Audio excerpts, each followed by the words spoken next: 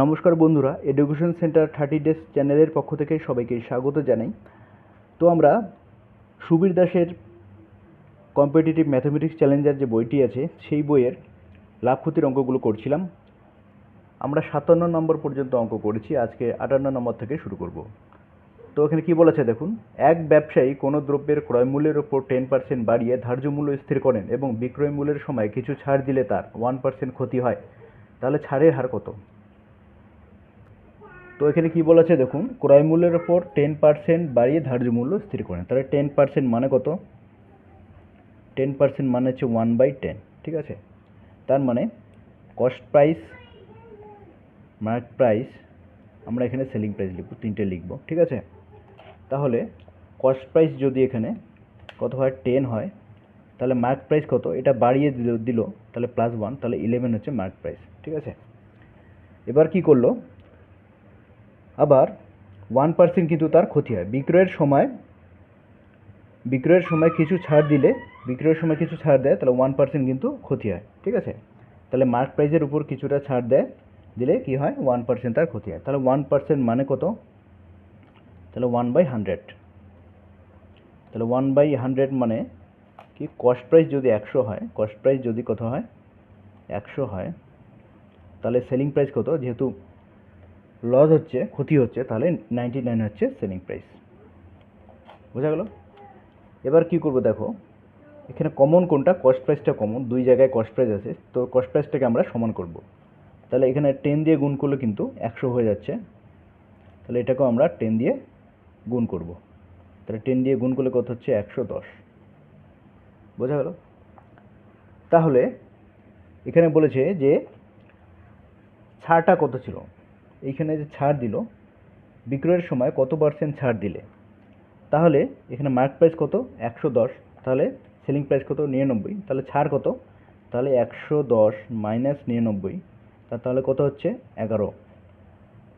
তাহলে 110 টাকা যদি লেখা থাকে, 99 টাকায় যদি সে সেল করে, তাহলে ছাড় কত দিল? 11 টাকা। তাহলে এখানে ছাড়ের পার্সেন্টেজ কত?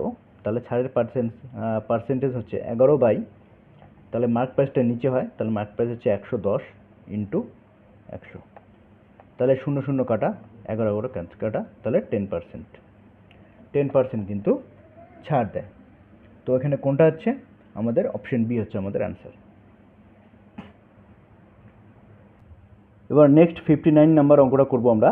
একটি দ্রব্যের ক্রয় মূল্য 900 টাকা, ধার্য মূল্যের উপর 10% ছাড় দিয়ে 25% লাভ পেতে হলে দ্রব্যটির ধার্য মূল্য কত করতে হবে?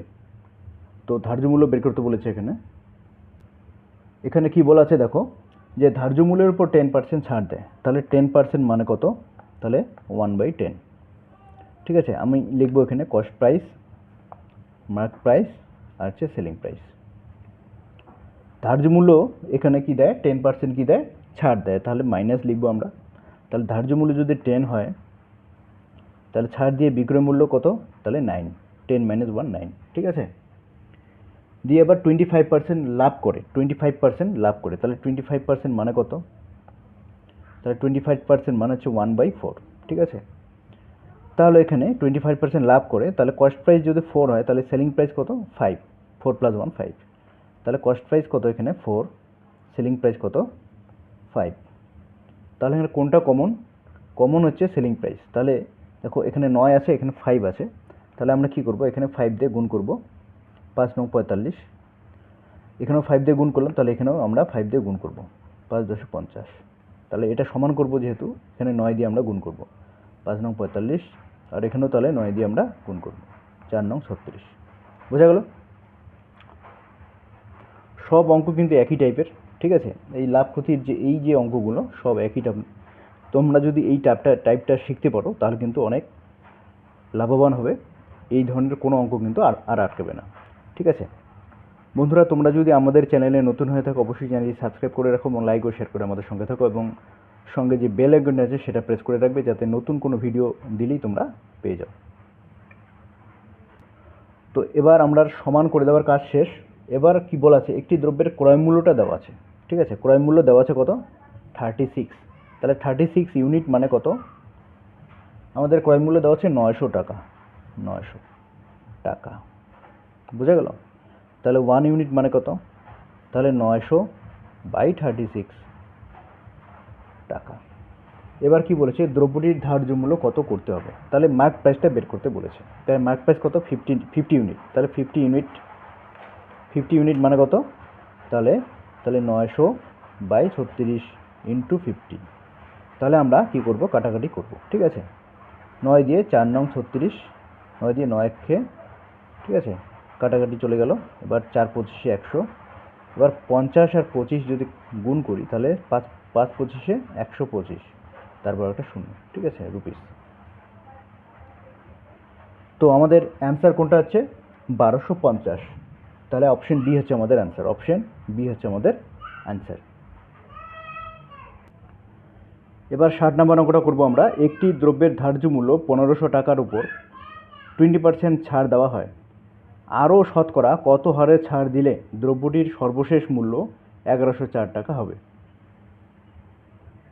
তো বন্ধুরা, আমরা এই অঙ্কটা অলরেডি করে ফেলেছি, কিন্তু 52 নম্বর আর এই নাম্বার একই অঙ্ক, সেম টাইপ। ঠিক আছে, দেখবে তোমরা 52 নম্বর অঙ্কটাও কিন্তু সেম। দেখো এখানে 52 আমরা অলরেডি করে ফেলেছি আগের ক্লাসে, তোমরা এই অঙ্কটি দেখতে পারো। ঠিক আছে, এবার নেক্সট অঙ্ক আসবো 61 নাম্বার। 61 নাম্বার অঙ্কে কি বলা আছে দেখো। একটি দ্রব্যের উৎপাদন ব্যয় 840 টাকা। উৎপাদক 10% লাভে এটি এক ব্যক্তির কাছে বিক্রি করে এবং সেই ব্যক্তি 5% ক্ষতিতে অপর এক ব্যক্তির কাছে বিক্রি করে। সর্বশেষ বিক্রয় মূল্য কত? তো এখানে প্রথমে কি দেওয়া আছে? উৎপাদন ব্যয় দেওয়া আছে 840 টাকা। ঠিক আছে, কত দেওয়া আছে? 840 টাকা।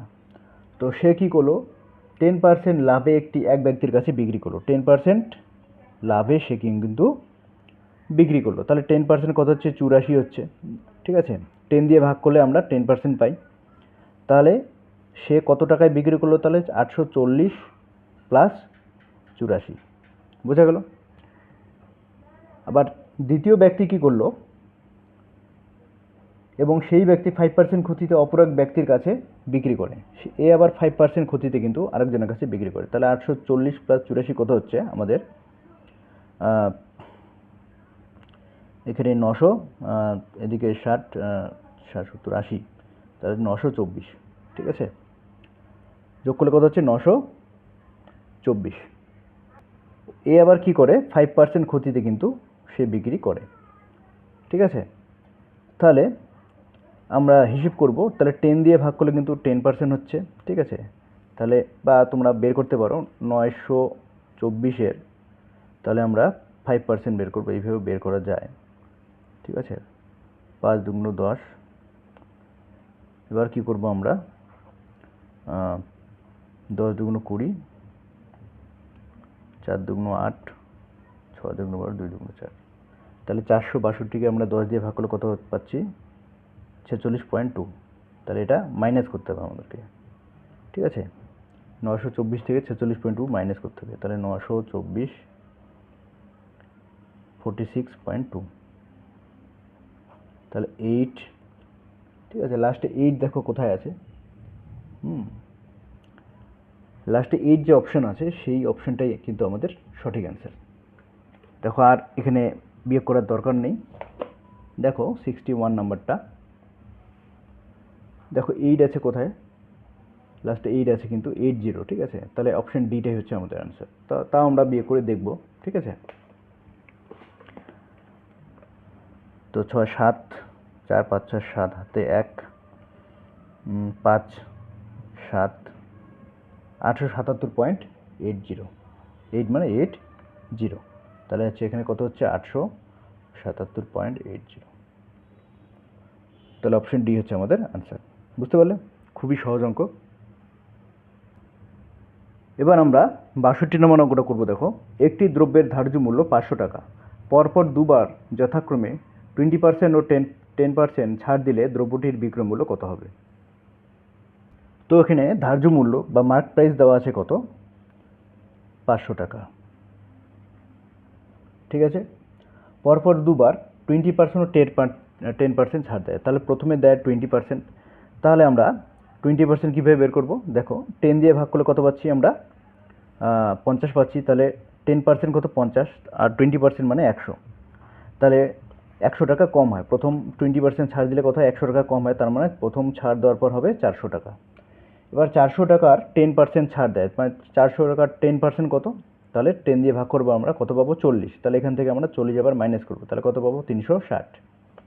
ঠিক আছে, ছাড় দিলে দ্রব্যটির বিক্রয় মূল্য কত হবে? তাহলে দ্রব্যটির বিক্রয় মূল্য কত হলো? 360 টাকা, 360। তাহলে অপশন সি হচ্ছে আমাদের অ্যান্সার। এবার দেখো 63 নম্বর অঙ্কটা, ক্রয় মূল্য ও বিক্রয় মূল্যের অনুপাত 5:6 হলে লাভের হার কত? ঠিক আছে, মানে লাভের পার্সেন্টেজ কত? এটা কিন্তু মুখোমুখি করা যায়, যে ক্রয় মূল্য যদি 5 টাকা হয়, বিক্রয় মূল্য 6 টাকা, তাহলে লাভ কত? 1 টাকা।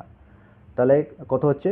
1/5 ইন্টু 100। তাহলে 5 দিয়ে 100কে যদি ভাগ করি, তাহলে 5 20 100, তাহলে 20% হচ্ছে আমাদের অ্যান্সার। তো আমি অঙ্কটা করে দিচ্ছি তোমাদের। অপশন এ হচ্ছে অ্যান্সার। ঠিক আছে, তো দেখো এখানে তাহলে কস্ট প্রাইস আর সেলিং প্রাইসের অনুপাত কত কি দেওয়া আছে এখানে? 5:6। এর মানে কি, কস্ট প্রাইস যদি 5 টাকা হয়, তাহলে সেলিং প্রাইস কত? 6 টাকা। তাহলে প্রফিট কত? তাহলে প্রফিট এখানে, তাহলে এসপি মাইনাস সিপি, তার মানে 6 - 5 = 1। তাহলে প্রফিট পার্সেন্ট কত আমরা বের করব? তাহলে প্রফিট পার্সেন্ট মানে profit by cost price into 100।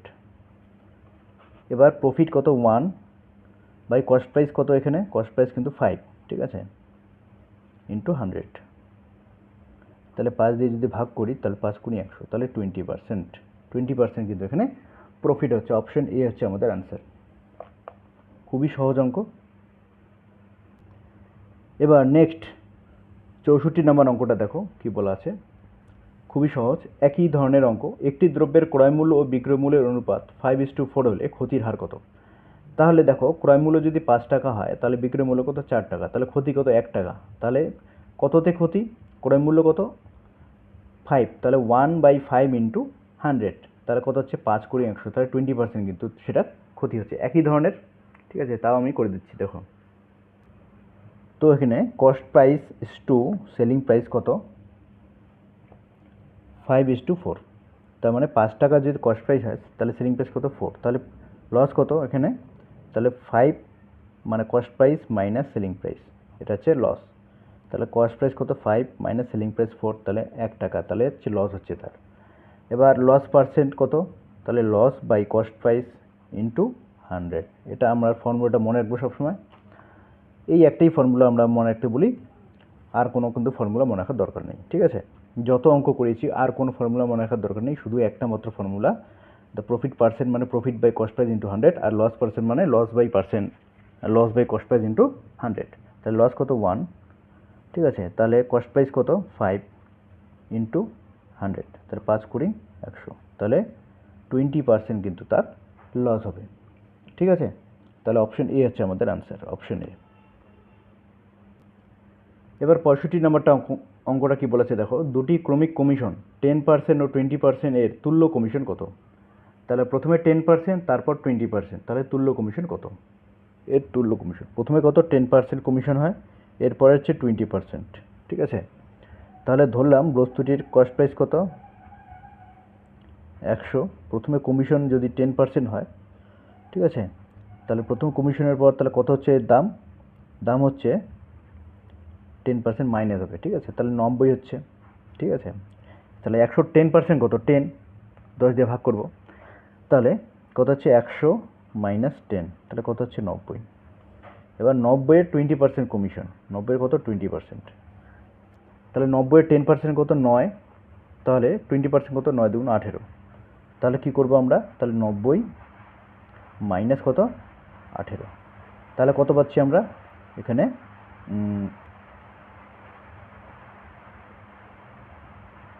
70 80 90, ঠিক আছে, তাহলে 72 পাচ্ছি।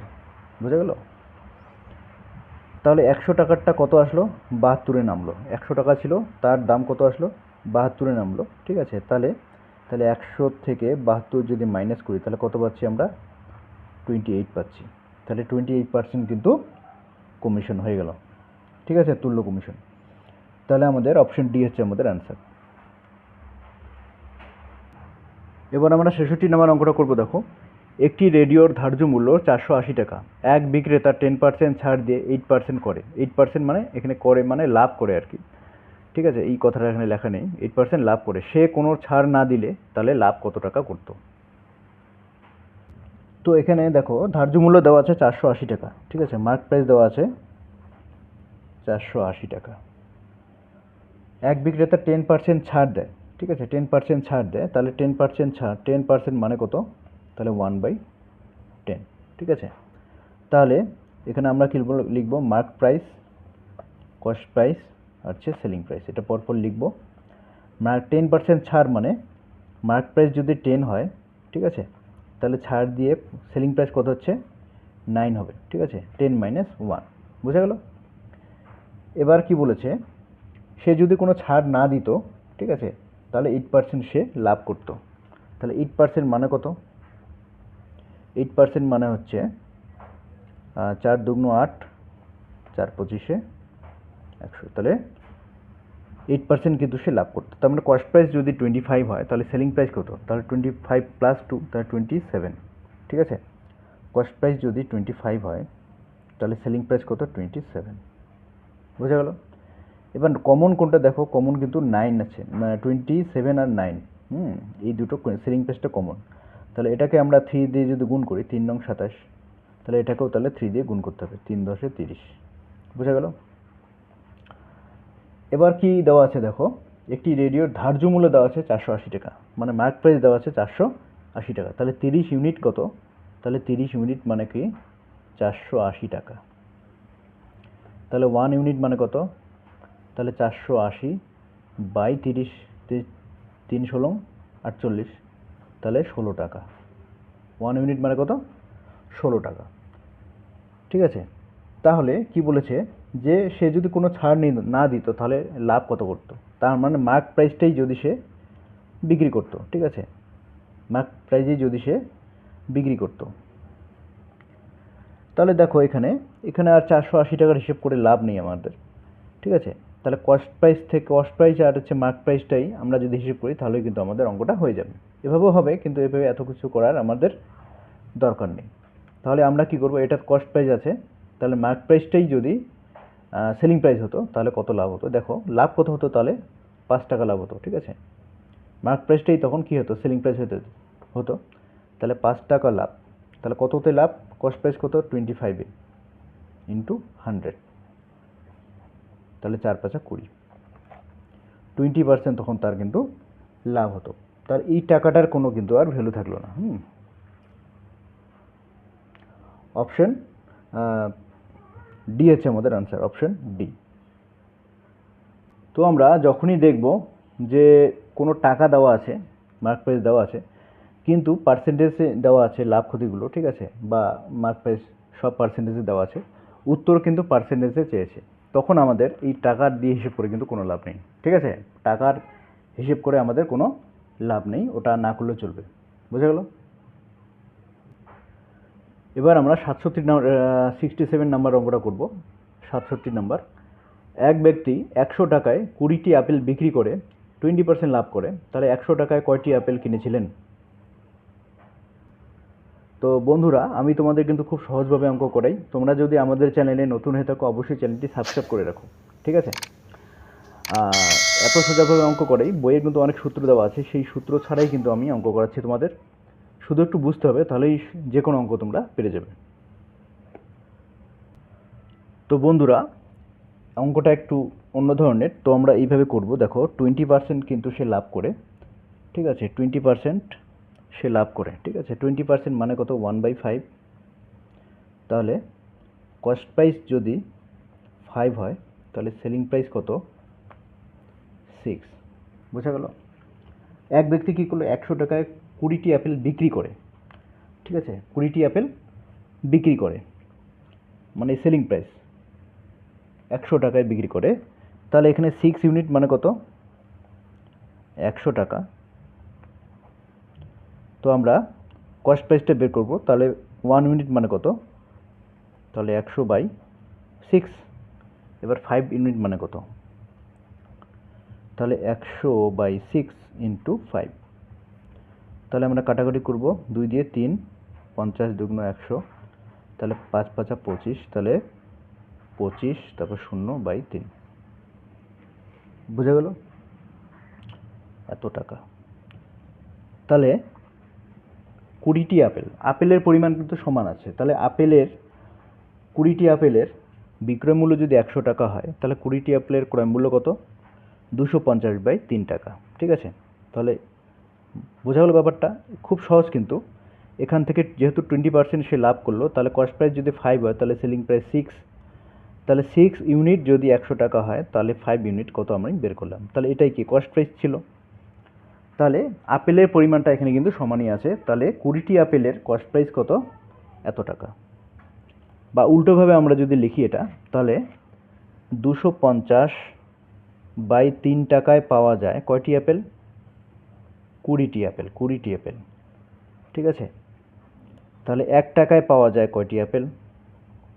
তাহলে 20 বাই কী করবো আমরা, তাহলে 250/3, আর 3টা উপরে উঠে গেলে কি হবে? 3টা যদি পাল্টি খেয়ে উপরে উঠে যায়। ঠিক আছে, এই যে করে দিলাম। এবার তাহলে 100 টাকায় কয়টি আপেল কিন্তু পাওয়া যায়, মানে 100 টাকায় পাওয়া যায় তাহলে কয়টি আপেল? 20 × 3 বাই 250 ইন্টু এখানে কত হবে? 100। এবার আমরা কাটাকুটি করব 25 দিয়ে 4 25 100, তাহলে কত পাচ্ছি? 3 4 12, 12 × 24, তাহলে 24টি। তাহলে 100 টাকায় তাহলে 24টি আপেল কিন্তু সে কিন্তু কিনেছিল। ঠিক আছে, সেটাই বের করতে বলেছে। মানে অঙ্কটা দেখলে কঠিন মনে হলেও কিন্তু গভীরভাবে চিন্তা করলে কিন্তু আমাদের উত্তরটা বেরিয়ে যাবে। ঠিক আছে, তাহলে অপশন সি হচ্ছে আমাদের আনসার, অপশন সি। বন্ধুরা, আজকের ক্লাসটি এই পর্যন্তই। তোমরা যারা আমাদের চ্যানেলে নতুন আছো অবশ্যই চ্যানেলটি সাবস্ক্রাইব করে রাখো এবং লাইক ও শেয়ার করে আমাদের সঙ্গে থাকো, এবং বেল আইকনটি প্রেস করতে ভুলবে না। বেল আইকনটি প্রেস করলে নতুন নতুন ভিডিওর নোটিফিকেশনগুলি তোমরা কিন্তু পেয়ে যাবে। তো সবাই ভালো থেকো, নমস্কার।